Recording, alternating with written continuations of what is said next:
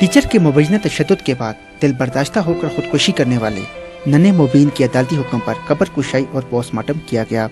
कब्र कुशाई के मौके पर मुबीन के वालिदैन, रिश्तेदारों और अहलियाने इलाका ने बड़ी तादाद में शिरकत की। इस मौके पर फिजा सोगवार रही। अहलियाने इलाका ने मुलव्वस टीचर के खिलाफ एहतजाज करते हुए फौरी कार्रवाई का मुतालबा किया।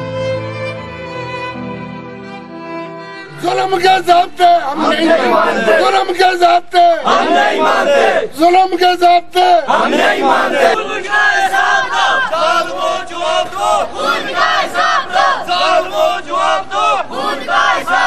दूसरी जानिब पाकिस्तान इंटरनेशनल पब्लिक स्कूल की इंतजामिया का कहना था कि वो नन्हे मुबीन के गम में बराबर के शरीक हैं।